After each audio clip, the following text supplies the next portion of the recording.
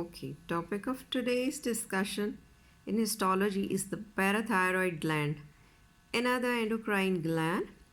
Now you can see in the picture that the parathyroid glands, which originates from the pharyngeal pouches, the superior parathyroid gland originates from the fourth pharyngeal pouch and the inferior glands from the third pharyngeal pouch. You see them being embedded on the posterior surface of the thyroid gland, being covered by the thin connective tissue capsule, which you already know that is made up of dense irregular connective tissue.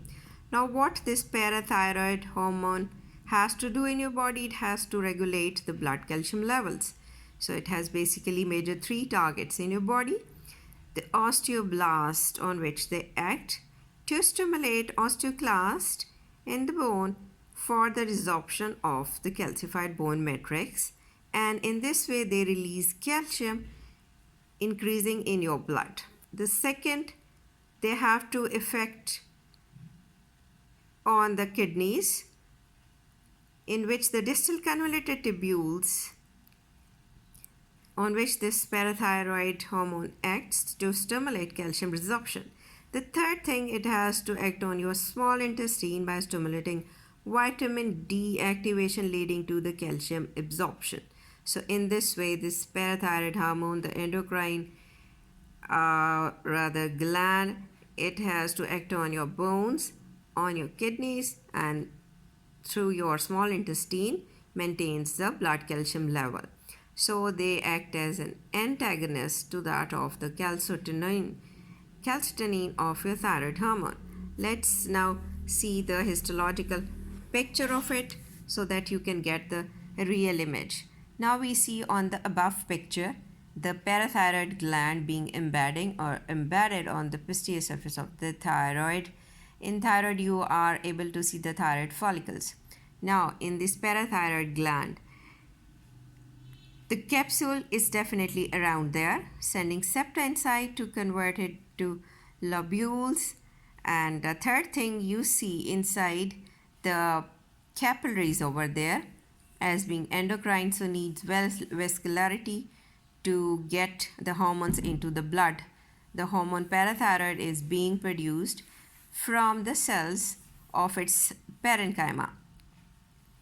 Now come towards the cells that appears in the form of a groups all over inside the parathyroid gland.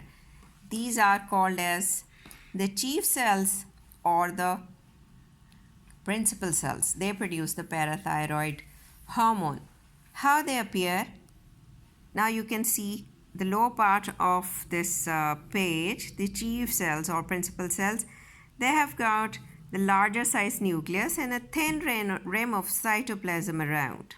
Rather, they appear in the picture as if all purplish tinge being given by these chief cells. In comparison to this, you can see sometimes a group of cluster of oxyphil cells, these intensely acidophilic stain over here.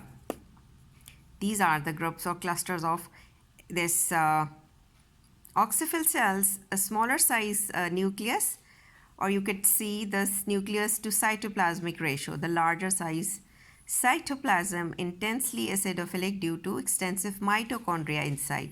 They act as a quiescent cell, or sometimes books say they produce a lesser amount of parathyroid hormone.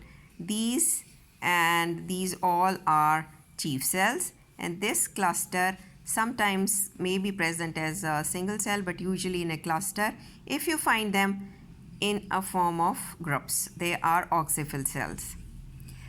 And with the increasing age, these all contents being replaced by the fat or adipose tissue. That is the main key introduction of this parathyroid gland.